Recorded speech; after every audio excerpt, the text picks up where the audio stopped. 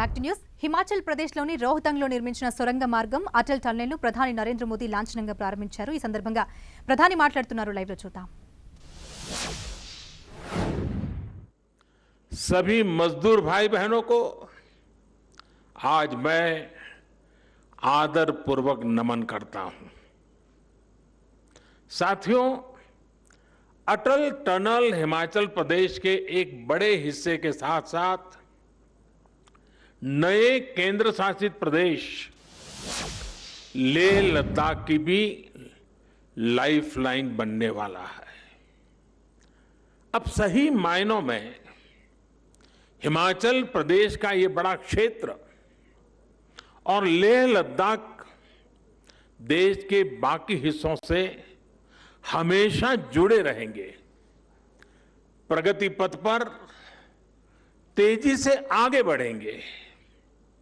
इस टनल से मनाली और केलोंग के बीच इसकी दूरी 3-4 घंटे कम हो ही जाएगी.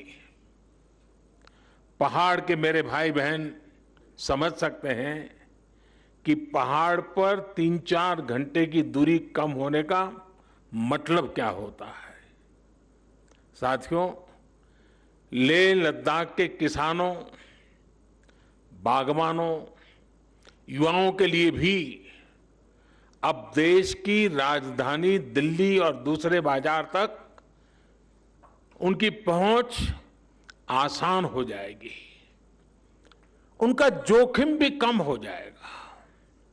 यही नहीं, ये टनल देवधारा हिमाचल और बुद्ध परंपरा के उस जुड़ाव को भी सशक्त करने वाली है जो भारत से निकलकर आज पूरी दुनिया को नई राह, नई रोशनी दिखा रही है. इसके लिए हिमाचल और लेह लद्दाख के सभी साथियों को बहुत बहुत बधाई. साथियों, अटल टनल भारत के बॉर्डर इंफ्रास्ट्रक्चर को भी नई ताकत देने वाली है. ये विश्व स्तरीय बॉर्डर कनेक्टिविटी का जीता जागता प्रमाण है.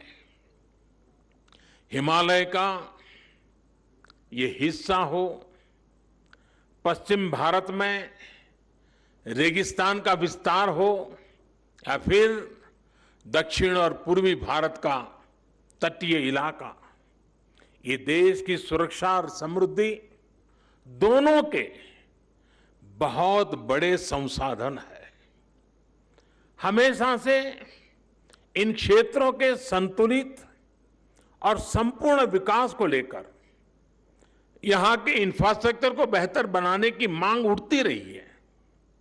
लेकिन लंबे समय तक हमारे यहां बॉर्डर से जुड़े इंफ्रास्ट्रक्चर के प्रोजेक्ट या तो प्लानिंग के स्टेज से बाहर ही नहीं निकल पाए, या जो निकले वो अटक गए, लटक गए, भटक गए. अटल टनल के साथ भी कभी कभी तो कुछ ऐसा महसूस भी हुआ है. साल 2002 में अटल जी ने इस टनल के लिए अप्रोच रोड का शिलान्यास किया था. अटल जी की सरकार जाने के बाद जैसे इस काम को भी भुला दिया गया. हालत ये थी कि साल 2013-14 तक टनल के लिए सिर्फ 1300 मीटर यानी 1.5 किलोमीटर से भी कम काम हो पाया था.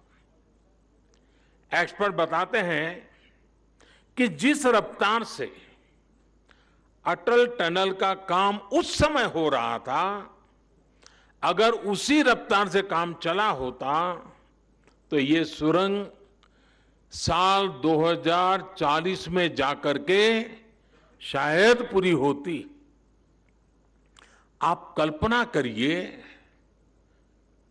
आपकी आज जो उम्र है उसमें 20 वर्ष और जोड़ लीजिए, तब जाकर लोगों के जीवन में ये दिवस आता, उनका सपना पूरा होता। जब विकास के पथ पर तेजी से आगे बढ़ना हो, जब देश के लोगों के विकास की प्रबल इच्छा हो, तो रफ्तार बढ़ानी ही पड़ती है। अटल टनल के काम में भी 2014 के बाद अभूतपूर्व तेजी लाई गई। बीआरओ के सामने आने वाली हर अड़चन को हल किया गया। नतीजा यह हुआ कि जहां हर साल पहले 300 मीटर सुरंग बन रही थी, उसकी गति बढ़ाकर 1400 मीटर प्रति वर्ष हो गई। सिर्फ 6 साल में हमने 26 साल का काम पूरा कर लिया। साथियों, इंफ्रास्ट्रक्चर के इतने अहम और बड़े प्रोजेक्ट के निर्माण में देरी से देश का हर तरह से नुकसान होता है। इससे लोगों को सुविधा मिलने में तो देरी होती है, इसका खामियाजा देश को आर्थिक स्तर पर उठाना पड़ता है।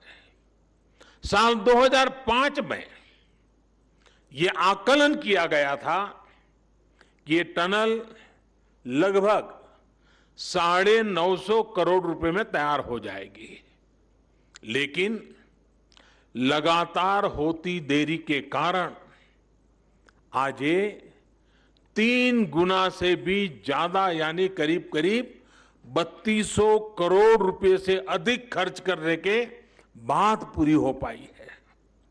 कल्पना कीजिए कि अगर 20 साल और लग जाते तब क्या स्थिति होती। साथियों, कनेक्टिविटी का देश के विकास से सीधा संबंध होता है। ज्यादा से ज्यादा कनेक्टिविटी यानी उतना ही तेज विकास। खासकर बॉर्डर एरिया में तो कनेक्टिविटी सीधे सीधे देश की रक्षा जरूरतों से जुड़ी होती है। लेकिन इसे लेकर जिस तरह की गंभीरता थी और उसकी गंभीरता की आवश्यकता थी, जिस तरह की राजनीतिक इच्छा शक्ति की जरूरत थी, दुर्भाग्य से वैसी नहीं दिखाई गई। अटल टनल की तरह ही अनेक महत्वपूर्ण प्रोजेक्ट्स के साथ ऐसा ही व्यवहार किया गया।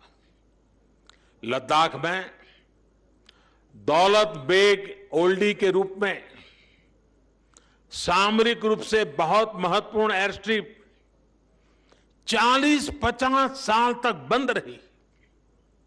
क्या मजबूरी थी, क्या दबाव था, मैं इसके विस्तार में जाना नहीं चाहता। इसके बारे में बहुत कुछ कहा जा चुका है, बहुत कुछ लिखा जा चुका है, लेकिन सच्चाई यही है कि दौलत बेग ओल्डी की एयर स्ट्रिप वायुसेना ने अपने इरादों की वजह से शुरू हो पाई, उसमें राजनीतिक इच्छा शक्ति कहीं नजर नहीं आई। साथियों, मैं ऐसे दर्जनों प्रोजेक्ट गिना सकता हूं जो सामरिक दृष्टि से और सुविधा की दृष्टि से भले ही कितने भी महत्वपूर्ण रहे हो, लेकिन बरसों तक नजरअंदाज किए गए। मुझे याद है, मैं करीब 2 साल पहले अटल जी के जन्मदिन के अवसर पर असम में था। वहां पर भारत के सबसे लंबे रेल रोड बीच बोगीबील पुल को देश को समर्पित करने का अवसर मुझे मिला था।